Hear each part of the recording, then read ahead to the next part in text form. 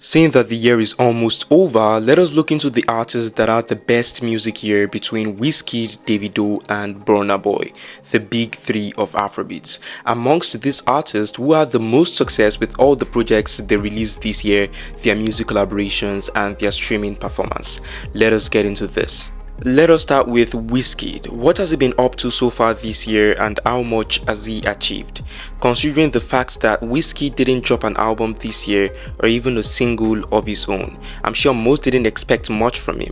But 2025 wasn't just another year for Wizkid, it was a year he still dominated. Wizkid entered 2025 riding the wave of his 2024 album called Murayo, and that momentum didn't fade. It exploded. In the first half of the year alone, the album racked up over 235 million streams on all platforms. But it wasn't just about streams. Tracks from Murayo, especially Kese, became an anthem, and the song remained number 1 on Nigeria's Apple Music Top 10 for months. And according to reports, it became the most played song on Nigerian radio at the time. The song also smashed streaming records. It became the fastest solo African track to hit 10 million Spotify streams, doing so in just 9 days. Isn't that great? Kese was also the top 2 most streamed song on Spotify Nigeria for 2025, and Murayo the album was also the most streamed album on Apple Music in Nigeria for 2025 and also Spotify Nigeria for this year 2025. Isn't that amazing? But Wizkid didn't just ride his own wave, he also collaborated strategically, spreading his influence on other artists' tracks as we saw this year. Early 2025 saw him team up with Ira Star on the track Gimme That, a good dance jam that peaked at number 3 on Nigeria's Apple Music Top 10 and topped several other charts. In April this year, Wizkid collaborated with Olamide on his song Kai, and we all know how that performed. It was trending in the Nigerian music space for months. Wizkid was also on another collaboration on Olamide's album called Billionaires Club, and that also performed very well. Wizkid crossed borders too. In August this year, he featured on Ghana's track called Forever Be Mine, which is already at over 41 million streams on Spotify at the time of making this video, which is an amazing number to have gathered. This year has just been a year of amazing collaborations from Wizkid. He was on Tyler's Dynamite 2, which performed greatly. Worked with Young John, Udumodu Black, DJ Mafariza, DJ Tunes of course, and even breakout stars like Fola, Mavo and so many other artists. And the great thing here is that all the songs Wizkid has been featured on this year has all performed amazingly. And not stopping there, in 2025, Wizkid became the first African artist to ever surpass 20 billion global audio on-demand streams, a very great milestone for Africans. 2025 also saw the announcement of a major documentary, Wizkid Long Live Lagos, a film set to unpack his journey, his influence and his role as a global ambassador for African music and identity. His footprint wasn't just in charts and streams, but in cultural shifts, blending Afrobeats with global sounds like he did on Ghana's track, collaborating across continents, bringing African pride to the front. This isn't just about songs, it is about his legacy. So what does that say about Wizkid's music year of 2025? Well, let's look at the other artists first. How was Davido's career year of 2025 and how has it gone so far? Let us look into that. For Davido, I'll say the highlight from him this year is his new album called 5. On January of 2025, Davido uses the momentum of anticipation by announcing his 5th studio album called 5, promising a deeply personal work. On April 18, 2025, the album drops. 17 tracks, blending Afrobeats, Afropop, R&B, Amapiano, and global crossover sounds all together in one album. One of the standout singles is Offer Me featuring Victoria Monet, which is a fusion of Afrobeats and R&B.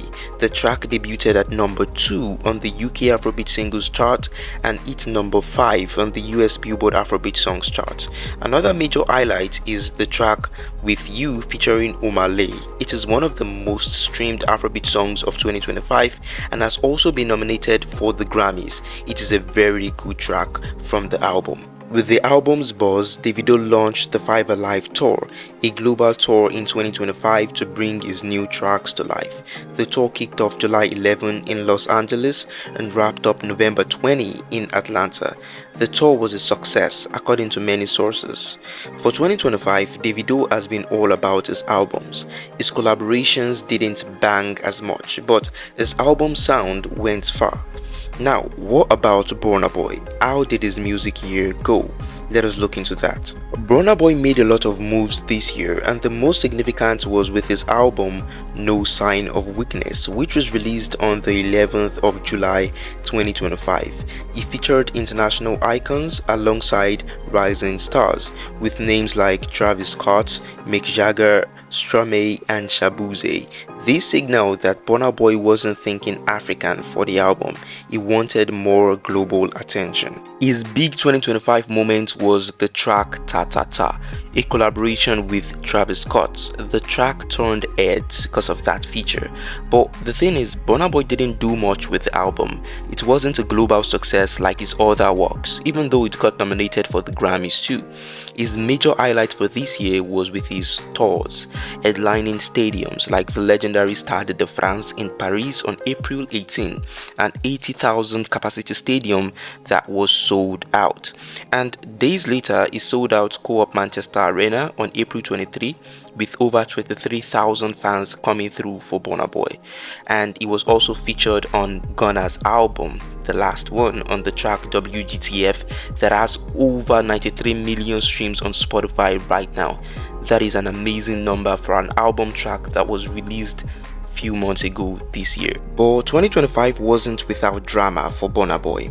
Towards the end of the year, he had a clash with his fans sleeping at his show, and he sent them out just because of that. This made some of his fans to start boycotting his shows, and he has had to cancel some shows since then. And I think this has been the downside in his music year so far. But despite the backlash, he's still on tour. His global No Sign of Weakness tour in North America still ongoing, and he's still having some fans turn up, but that little snag has affected it in some way. So amongst the big three, who do you think had the best music year? Is it Wizkid, Davido or Burna Boy? For me, according to how everything turned out for each of them, Wizkid's year is still the most impressive. Without releasing an album, a single of his own, he was able to dominate the Nigerian music space, and he was able to chart almost every month this year with his features, and that just shows his influence. A close second, I would say, is Davido, with having this track with You gather a lot of streams and also get the nomination for Grammys, and his album also being impressive. Then Burna Boy is still dominated with tours, but had a controversy that switched things up for him. But what do you guys think? Drop your thoughts in the comment section below. Let us get talking. Who do you think had the best music year between Wizkid, Davido and Burna Boy? Let's go.